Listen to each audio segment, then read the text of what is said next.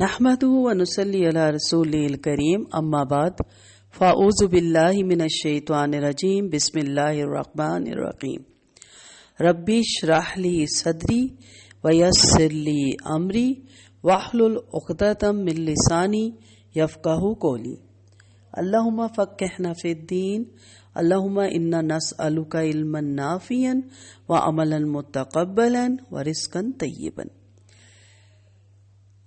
پوری زندگی میں بندگی اللہ کو مطلوب ہے۔ یاد رکھیے گا کہ اللہ نے جس عبادت کے لیے آپ کو پیدا کیا اور جس کا آپ کو حکم دیا ہے وہ کچھ اور ہی چیز ہے۔ وہ عبادت یہ ہے کہ آپ اپنی زندگی میں ہر وقت ہر حال میں اللہ کے قانون کی اطاعت کریں اور ہر اس قانون کی پابندی سے آزاد ہو جائیے جو قانون الہی کے خلاف ہو۔ آپ کی ہر جنبش اس حد کے اندر ہو جو اللہ نے آپ کے لیے مقرر کی۔ آپ کا ہر فعل اس طریقے کے مطابق ہو جو اللہ نے بتا دیا۔ اس طرز پر جو زندگی آپ بسر کریں گے وہ پوری کی پوری عبادت ہوگی۔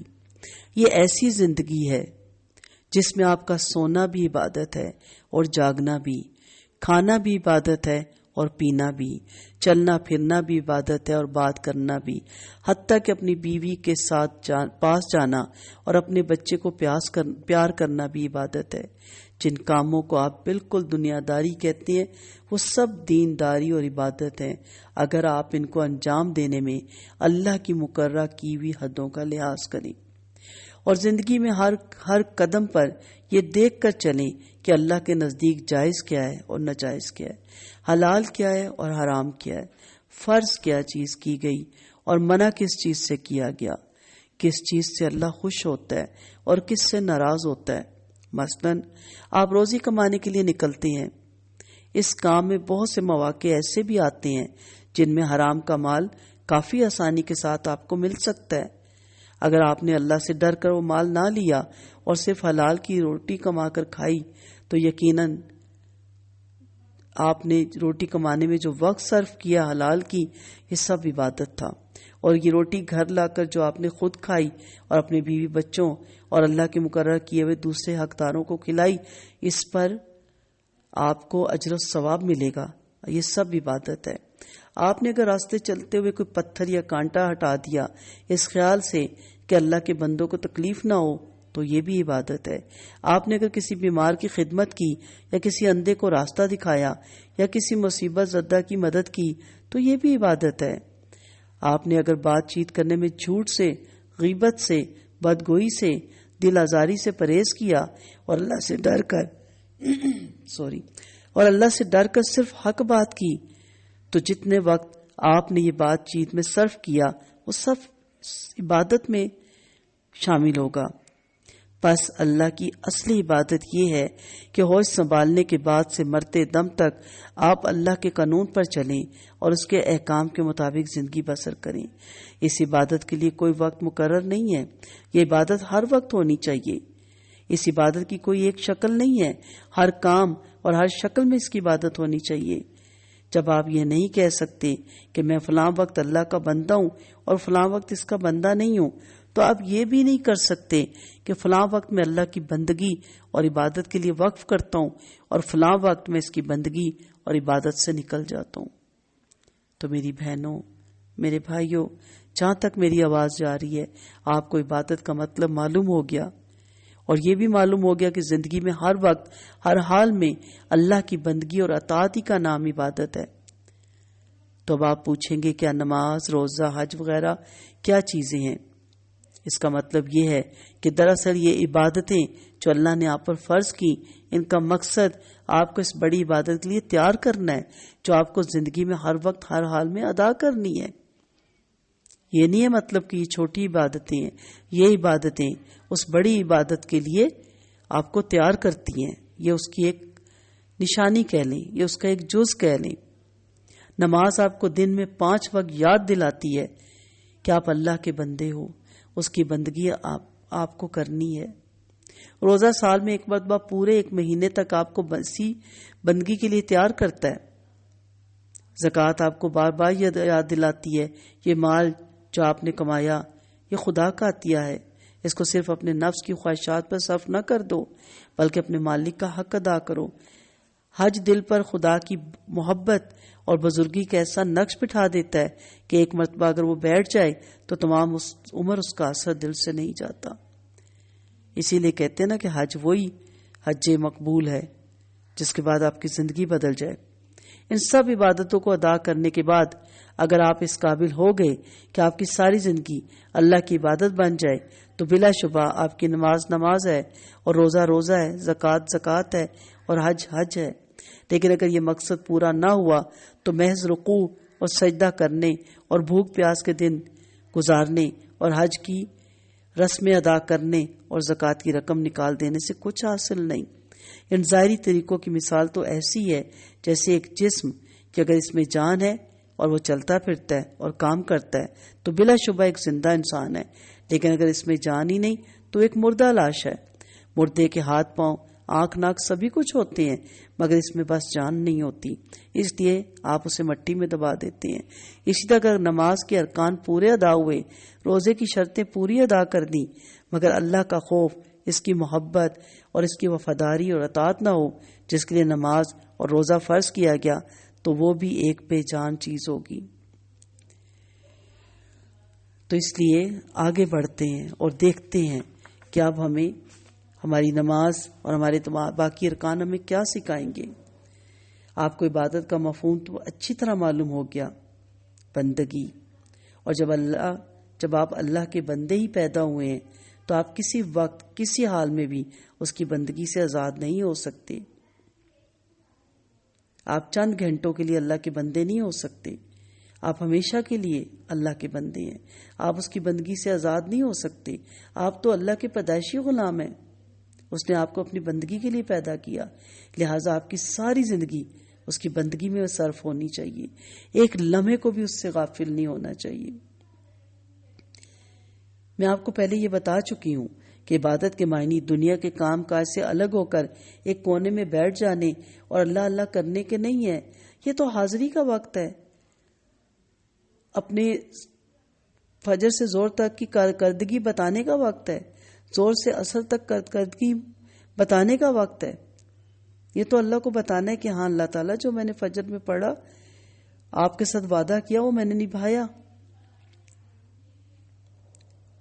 بلکہ دراصل عبادت کا مطلب یہ ہے کہ اس دنیا میں آپ جو کچھ بھی کریں اللہ کے قانون کے مطابق کریں، سونا جاگنا کھانا پینا چلنا پھرنا غرض سب کچھ اللہ کے قانون کے پابند ہوں۔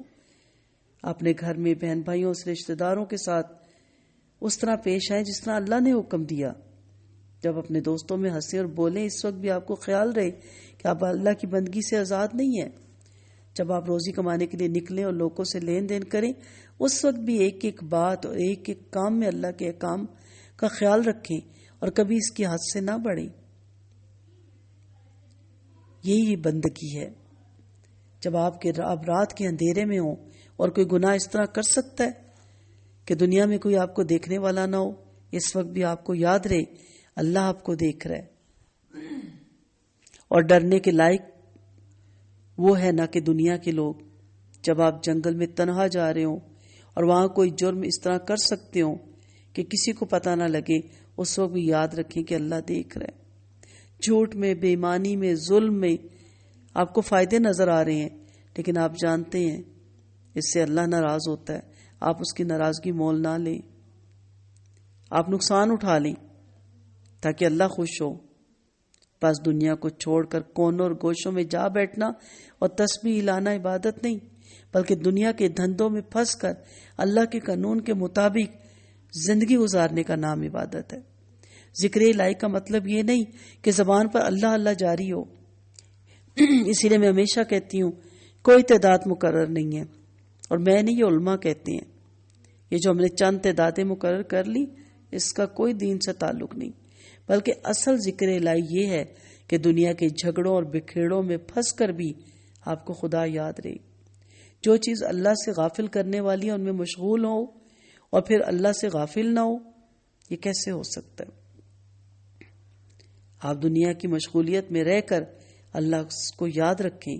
دنیا کی زندگی میں جہاں خدائی قانون کو توڑنے کے لیے بے شمار بڑے بڑے فائدے، لالچ آپ کے سامنے آتا ہے، وہاں اللہ کو یاد کرو، اس کے قانون کی پیروی کرو. یہ ہے اصل یاد خدا. اسی کا نام ہے ذکر الہی، اسی کا نام ہے نماز پڑھنا.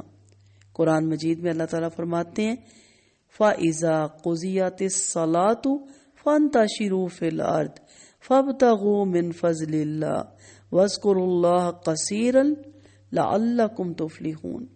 یعنی جب آپ نماز پڑھ چکے زمین پہ پھیل جائیے، اللہ کے فضل یعنی رزق حلال کی تلاش کیجیے، دوڑ دھوپ کیجیے اور اللہ کو کثرت سے یاد کیجیے. یہ ہے وہ یاد ہر لمحے آپ کے سر پہ رہے تاکہ آپ فلاح نصیب ہو. نماز کے فائدے دیکھتے ہیں. نماز کی فرضیت آگے آؤں گی میں اس پہ بھی. عبادت کا یہ مطلب ذہن میں رکھیے اور غور کیجیے کہ اتنی بڑی عبادت انجام دینے کے لیے کن چیزوں کی ضرورت ہے. کہ آپ 24 گھنٹے اللہ کے بندے رہیں، 12 مہینے آپ اللہ کے بندے رہیں، صبح شام آپ اللہ کے بندے رہیں. سب سے بڑی چیز نماز، وہ آپ کے اندر یہ سب کچھ پیدا کرتی ہے. نماز احساس بندگی دیتی ہے. پہلے نمبر پہ نماز. سب سے پہلے اس بات کی ضرورت ہے کہ آپ کو بار بار میں یہ یاد دلاتی جاؤں کہ آپ اللہ کے بندے ہیں. اسی لیے نماز میں کھڑے ہوتے ہیں نا، کسی اور کی نماز تو نہیں پڑھتے. اور اس کی بندگی آپ کو ہر وقت ہر کام میں کرنی ہے. یہ یاد دلانے کی ضرورت اس لیے ہے کہ ایک شیطان آدمی کے نفس پہ بیٹھا ہوا ہے جو ہر وقت کہتا رہتا ہے تو میرا بندہ ہے. اور لاکھوں کروڑوں شیطان ہر طرف دنیا میں پھیلے ہوئے ہیں اور ان میں سے ہر یہی کہہ رہا ہے کہ تو میرا بندہ ہے. ان شیطانوں کا طلسم اس وقت ٹوٹتا ہے جب انسان کو دن میں کئی بار یہ یاد دلانا پڑے کہ تو اللہ کا بندہ ہے، صرف اللہ کا بندہ ہے. یہی کام نماز کرتی ہے. صبح اٹھتے ہی سب کاموں سے پہلے وہ آپ کو یہ یاد دلاتی ہے کہ آپ اللہ کی بندی ہیں. ایسا نہ ہو کہ اٹھتے ہی شیطان کی بندی بن جائیں. ایسا نہ ہو کہ اٹھتے ہی آپ شیطان کی مرضی کے کام کرنے لگ جائیں. پھر جب آپ دن کو اپنے کام کاج میں مشغول ہوتے ہیں اس وقت پھر آپ کو بلا لیا جاتا ہے ظہر کے وقت، پھر عصر کے بعد، پھر مغرب کے وقت کہ آپ کس کی بندی ہیں؟ اللہ کی. آپ دیکھیں ہم بچوں کو کہتے ہیں نا آپ کس کا بیٹا ہو تو کہتی ہے ماما کا. اسے پتہ ہے، آپ کو بھی پتہ ہے، لیکن یاد دہانی کے لیے بچے کو ایک کام بار بار بتانے پڑتے، وہ پھر بھول جاتا ہے، پھر کہنا پڑتا ہے. اسکول بیگ تیار کرتے ہوئے بھی، گاڑی میں بٹھاتے ہوئے بھی، واپس آتا ہے سب سے پہلے کہتے ہیں وہ کیا. اسی طرح انسان کو اللہ تعالیٰ دن میں 5 وقت یاد کراتا ہے کہ تو میرا بندہ ہے. کیونکہ انسان کے روٹ میں نا انس میں نسیان، بھول جانا. اور جب آپ رات کو سونے کے لیے جاتے ہیں تو آخری بار پھر یاد کرواتا ہے اللہ تعالیٰ نماز میں کہ آپ اس کے بندے، اس کے غلام ہیں. یہ نماز کا پہلا فائدہ ہے. اور قرآن میں اسی بنا پر نماز کو ذکر سے تعبیر کیا، یعنی یہ خدا کی یاد ہے. تو یہ نماز عبادت ہے لیکن بڑی عبادت نہیں ہے. یہ اس کا جز ہے، یہ اس کی یاد دہانی ہے. یہ اپنے سارا دن کی کارکردگی کو اللہ کے سامنے رکھنا ہے. اللہ اکبر کہ اللہ تو بڑا ہے. اس کی میننگز پہ بھی آؤں گی. دوسری چیز نماز آپ کو سکھاتی ہے فرض شناسی، چونکہ آپ کو اس زندگی میں ہر قدم پر اللہ کے احکام بجا لانے ہیں. اس لیے یہ بھی ضروری ہے کہ آپ میں اپنا فرض پہچاننے کی صفت ہو.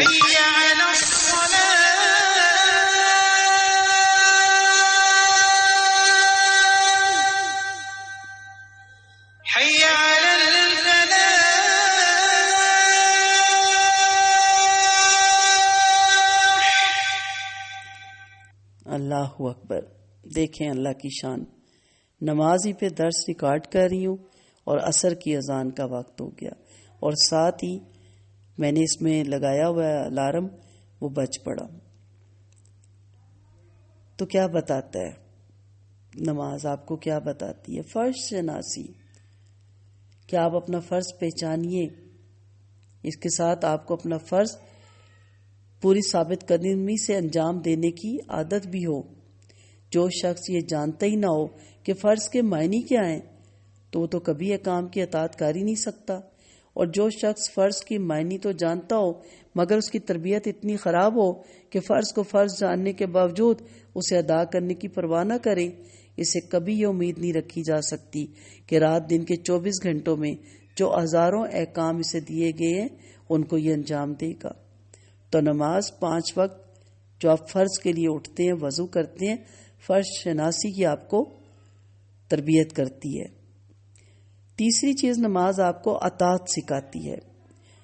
جن لوگوں کو فوج کے بارے میں، پولیس کے بارے میں پتہ ہے، یا آپ میں سے کچھ لوگ اگر اس میں ملازمت کرتے رہے تو وہ جانتے ہیں کہ ان دونوں ملازمتوں میں ڈیوٹی کو سمجھنے اور اسے ادا کرنے کی مشق کس طرح کروائی جاتی ہے۔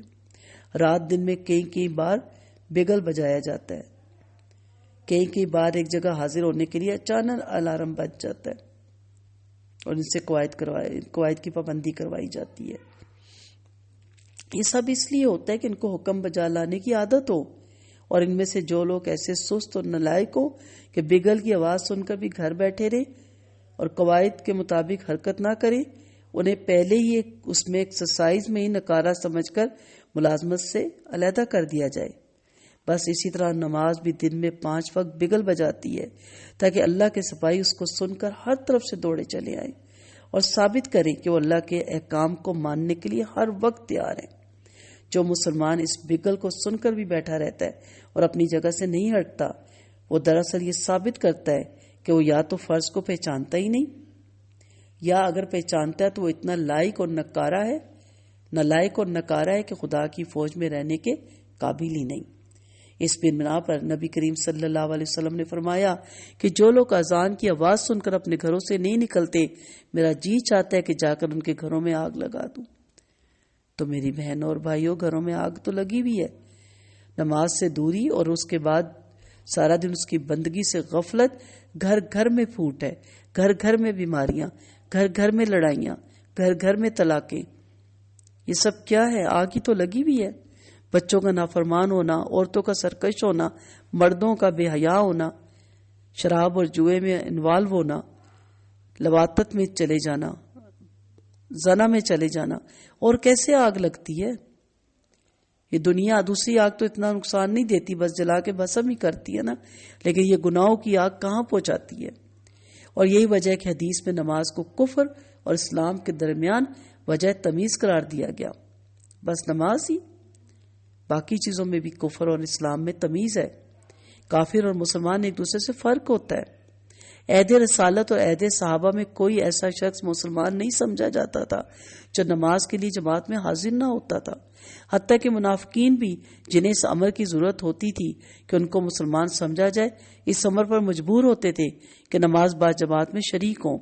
چنانچہ قرآن مجید میں جس چیز پر منافقین کو ملامت کی گئی وہ یہ نہیں کہ وہ نماز نہیں پڑھتے، بلکہ یہ کہ بڑے ہی مشکل سے نہایت بددلی کے ساتھ نماز کے لیے اٹھتے ہیں۔ وَإِذَا قَامُوا إِلَى الصَّلَاةِ قَامُوا كُسَالَىٰ۔ اس سے معلوم ہوا کہ اسلام میں کسی ایسے شخص کے مسلمان سمجھے جانے کی گنجائش نہیں جو نماز نہ پڑھتا ہو، اس لیے کہ اسلام محض ایک اعتقادی چیز نہیں ہے بلکہ عملی چیز ہے، اور عملی چیز بھی ایسی کہ زندگی میں ہر وقت، ہر لمحے ایک مسلمان کو اسلام پر عمل کرنے، کفر اور فسوق سے لڑنے کی ضرورت ہے۔ کفر اور فسق سے ایسی زبردست عملی زندگی کے لیے لازم ہے کہ مسلمان اللہ کے احکام بجا لانے کے لیے ہر وقت تیار رہے۔ جو شخص اس قسم کی تیاری نہیں کرتا وہ اسلام کے لیے قطعاً نکارا ہے۔ اسی لیے دن میں 5 وقت نماز فرض کی گئی تاکہ جو لوگ مسلمان ہونے کے مدعی ہیں ان کا بار بار امتحان لیا جاتا رہے کہ وہ فی الواقعہ مسلمان ہیں بھی یا نہیں، اور فی الواقعہ اس عملی زندگی میں خدا کے احکام بجا لانے کے لیے تیار بھی ہیں یا نہیں۔ اگر وہ خدائی پریڈ کا بگل سن کر جنبش بھی نہیں کرتے تو صاف معلوم ہو جاتا ہے کہ وہ اسلام کی عملی زندگی کے لیے تیار نہیں ہے۔ اس کے بعد ان کا اللہ کو ماننا، رسول کو ماننا محض زبانی ہے۔ اسی پر قرآن مجید میں ارشاد ہے، اِنَّهَا لَكَبِيرَةٌ إِلَّا عَلَى الْخَاشِعِينَ۔ نماز کے بارے میں اللہ نے سورۃ بقرہ میں فرمایا، بے شک نماز گرا ہے مگر ان لوگوں پر گرا نہیں ہے جو عاجزی کرنے والے ہیں، یعنی جو لوگ اللہ کی اطاعت اور بندگی کے لیے تیار نہیں، صرف ان پر نماز گرا گزرتی ہے۔ جس پر نماز گرا گزرے وہ خود اس بات کا ثبوت پیش کرتا ہے کہ وہ خدا کی بندگی اور اطاعت کے لیے تیار نہیں۔ چوتھی چیز جو نماز آپ کے اندر پیدا کرتی ہے وہ خدا کا خوف ہے۔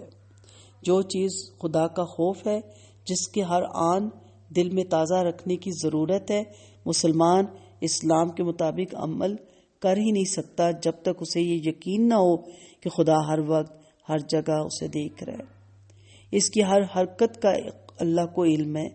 خدا اندھیرے میں بھی اس کو دیکھتا ہے، خدا تنہائی میں بھی اس کے ساتھ ہے۔ تمام دنیا سے چھپ جانا ممکن ہے مگر خدا سے چھپنا ممکن نہیں۔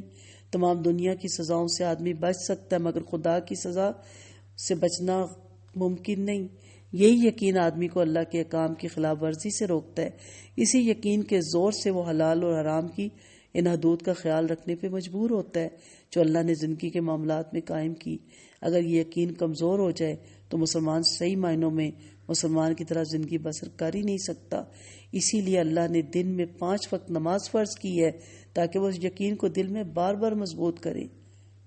چنانچہ قرآن مجید میں خود اللہ تعالیٰ نے نماز کی مصلحت کو بیان کرتے ہوئے فرمایا، ان الصلاۃ تنہی عن الفحشاء والمنکر، یعنی نماز وہ چیز ہے جو انسان کو بدی اور بے حیائی سے روکتی ہے۔ اس کی وجہ آپ غور کر کے خود سمجھ سکتے ہیں۔ مثلاً آپ نماز کے لیے پاک ہو کر اور وضو کر کے آتے ہیں، اگر آپ ناپاک ہوں اور غسل کیے بغیر آ جائیں یا آپ کے کپڑے ناپاک ہوں اور اسی میں آ جائیں، یا آپ کا وضو نہ ہو اور آپ کہہ دیں میں وضو کر کے آیا ہوں، تو دنیا میں کون آپ کو پکڑ سکتا ہے؟ لیکن اب آپ ہرگز ایسا نہیں کرتے۔ کیوں؟ کیونکہ آپ کو یقین ہے کہ اللہ سے یہ گناہ چھپ نہیں سکتا۔ اس طرح نماز میں جو چیزیں آہستہ پڑھی جاتی ہیں، اگر ان کو آپ نہ پڑھیں، کیا خبر کہ آپ پڑھ رہے ہیں کہ نہیں، مگر آپ کبھی ایسا نہیں کرتے۔ یہ کس لیے؟ اس لیے کہ آپ کو یقین ہے اللہ سب کچھ سن رہا ہے اور آپ کی شہرت سے بھی زیادہ قریب ہے۔ اسی طرح آپ جنگل میں نماز پڑھتے ہیں، اپنے گھر میں تنہا نماز پڑھتے ہیں، حالانکہ کوئی آپ کو دیکھنے والا نہیں، کسی کو بھی معلوم نہیں کہ آپ نماز پڑھ رہے ہیں۔ اس کی وجہ کیا ہے؟ یہی کہ آپ چھپ کر بھی اللہ کے حکم کی خلاف ورزی نہیں کر سکتے۔ آپ کو یقین ہے خدا ہر جرم کو دیکھ سکتا ہے۔ اس سے آپ اندازہ لگائیں نماز کس طرح خدا کا خوف اور اس کے حاضر ناظر اور علیم اور خبیر ہونے کا یقین آدمی کے دل میں بٹھاتی ہے اور تازہ کرتی رہتی ہے۔ رات دن کے 24 گھنٹوں میں آپ ہر وقت اللہ کی عبادت اور بندگی کیسے کر سکتے ہیں جب تک کہ یہ خوف اور یقین آپ کے دل میں تازہ نہ ہوتا رہے۔ اگر اس چیز سے آپ کا دل خالی ہو تو کیوں کر ممکن ہے کہ رات دن جو ہزاروں معاملات آپ کو دنیا میں پیش آتے ہیں، ان میں آپ اللہ سے ڈر کر نیکی پر قائم رہیں گے اور بدی سے بچیں گے۔ جب آپ نماز میں کھڑے ہوتے ہیں تو آپ کو پتہ ہے نا کس کے آگے کھڑے ہو رہے ہیں؟ اللہ کے آگے۔ تو ایک حشر کا میدان بھی ہے جب ہم نے اللہ کے سامنے کھڑا ہونا ہے۔ یہ نماز آپ کو سکھاتی ہے۔ 5ویں چیز قانون الہی سے واقفیت سکھاتی ہے نماز، جو عبادت الہی کے لیے نہایت ضروری ہے، اور وہ یہ ہے کہ آپ اللہ کے قانون سے واقف ہوں۔ اس لیے کہ اگر آپ کو قانون کا علم ہی نہ ہو تو آپ اس کی بندگی کیسے کر سکتے ہیں؟ یہ کام بھی نماز انجام دیتی ہے۔ نماز میں قرآن مجید جو پڑھا جاتا ہے یہ اس لیے کہ روزانہ آپ اللہ کے احکام اور اس کے قانون سے واقف ہوتے رہیں۔ جمعے کا خطبہ دیکھیں، اس میں اسلام کی تعلیم سے واقفیت کرائی جاتی ہے۔ نماز باجماعت اور جمعے سے بہت فائدہ ہوتا ہے کہ انسان بار بار وہاں جمع ہوتے ہیں اور بار بار موقع ملتا ہے قانون کو سمجھنے کا۔ اب آپ کی بدقسمتی ہے کہ آپ نماز میں جو کچھ پڑھتے ہیں آپ واقف ہی نہیں، آپ ترجمہ ہی نہیں جانتے۔ آپ کو جمعے کے خطبے میں ایسے سنایا جاتا ہے جن سے آپ کو اسلام کا کوئی علم حاصل ہی نہیں ہوتا، کیونکہ آپ جانتے ہی نہیں۔ اور نماز کی جماعتوں میں آ کر نہ آپ کے عالم اپنے جاہل بھائیوں کو کچھ سکھاتے ہیں اور نہ جاہل اپنے بھائیوں سے کچھ پوچھتے ہیں۔ نماز تو آپ کو ان سب فائدوں کا موقع دیتی ہے، آپ خود نہ فائدہ اٹھائیں تو نماز کا کیا قصور؟ تو یہ نماز آپ کو واقفیت دلاتی ہے 5 وقت اللہ کیا کہتا ہے، اس کا کیا حکم ہے، زندگی کیسے گزارو. تو یہ سیکھیں. ترجمہ آپ کو آنا چاہیے نماز کا بھی، اور نماز کے اندر جو آپ قرآن پڑھتی ہیں، جو رکوع، جو آیتیں 3، جو صورتیں، اس کا نہ صرف ترجمہ، اس کے معنی اور مفہوم بھی آپ کو آنا چاہیے، تفسیر بھی آنی چاہیے، تاکہ جب آپ نماز میں پڑھ رہے ہوں تو آپ کو اس کا بیک گراؤنڈ پتہ ہو اور آپ پہ اس کی پھر کیفیت بھی تاری ہو. 6ٹھی چیز ہے اجتماعیت کی مشق. 6ٹھی چیز یہ ہے کہ ہر مسلمان زندگی کے اس ہنگامے میں اکیلا نہ ہو، بلکہ سب مسلمان مل کر ایک مضبوط جماعت بنے اور خدا کی عبادت یعنی اس کے احکام کی پابندی کرنے اور اس کے قانون پر عمل کرنے اور اس کے قانون کو دنیا میں جاری کرنے کے لیے ایک دوسرے کی مدد کرے. آپ جانتے ہیں کہ اس زندگی میں ایک مسلمان یعنی خدا کا فرما بردار بندہ ہے اور دوسری طرف کفار یعنی خدا کے باغی بندے. رات دن فرما برداری اور بغاوت کے درمیان کشمکش رہتی ہے. باغی لوگ خدا کے قانون کو توڑتے ہیں اور اس کے خلاف دنیا میں شیطانی قوانین جاری کرتے ہیں. اس کے مقابلے میں اگر ایک مسلمان تنہا ہو تو کامیاب نہیں ہو سکتا. ضرورت اس امر کی ہے کہ خدا کے فرما بردار بندے مل کر اجتماعی طاقت سے بغاوت کا مقابلہ کریں اور خدائی قانون کو نافذ کریں. یہ اجتماعی طاقت پیدا کرنے والی چیز تمام چیزوں سے بڑھ کر نماز ہے. 5 وقت کی جماعت، پھر جمعے کا بڑا اجتماع، پھر عیدین کی نمازیں، یہ سب مل کر مسلمان کو ایک مضبوط دیوار کی طرح بنا دیتے ہیں اور ان میں وہ یکجہتی اور عملی اتحاد پیدا کر دیتے ہیں جو روزمرہ کی عملی زندگی میں مسلمانوں کو ایک دوسرے کا مددگار بنانے کے لیے ضروری ہے. اسی لیے علماء کہتے ہیں کہ جو خواتین ہیں وہ نماز کے لیے مسجد نہیں جا سکتی تو وہ کم سے کم جمعے کی نماز میں ضرور جائیں اگر ان کو گھر سے اجازت ملے، کیونکہ ان پہ فرض نہیں. اور اگر اس میں بھی نہیں جا سکتی تو عیدین کی نماز میں وہ ضرور جائیں. ان کے بارے میں حدیث ہے کہ آپ صلی اللہ علیہ وسلم نے کہا کہ ہر خاتون کو جس نے نماز پڑھنی ہے، جس نے نہیں پڑھنی اس کو بھی لے کے آؤ. اور یہ بھی علماء ایک طریقہ بتاتے ہیں کہ آپ گھر میں اگر 3 خواتین ہیں یا 1 مرد اور 2 خواتین ہیں اور کوئی شرعی عذر ہے یا مرد مسجد نہیں جا پا رہا تو وہ جماعت گھر میں بھی کرائے. اور اگر 3 عورتیں ہیں، 2 عورتیں ہیں تو 2 عورتیں مل کے بھی جماعت کرائیں. اس طرح حوصلہ ہوتا ہے، محبت بھی بڑھتی ہے اور طاقت بھی آتی ہے، اور گھر میں بھی نماز پڑھنے کے صحیح طریقے بچوں کو بھی سمجھ آ جاتے ہیں. اب گھر میں بعض انسان اکیلا نماز پڑھتا ہے اور باقی گھر والے نہیں پڑھتے تو اس کی ہمت بھی ٹوٹتی چلی جاتی ہے. تو اس لیے مل کے نماز پڑھنے میں بہت برکتیں ہیں. نماز میں ہم کیا پڑھتے ہیں، کیسے پڑھتے ہیں، کیا پڑھنا چاہیے، کیا نہیں پڑھنا چاہیے، انشاءاللہ اگلی کلاس میں اس ٹاپک کے ساتھ حاضر ہوں گی. دعاؤں میں یاد رکھیے گا. دعاؤں کی طالب رخسانہ اجاز. سبحانک اللہم و بحمدک نشہد ان لا الہ الا انت نستغفرک و نتوب الیک. السلام علیکم ورحمۃ اللہ وبرکاتہ.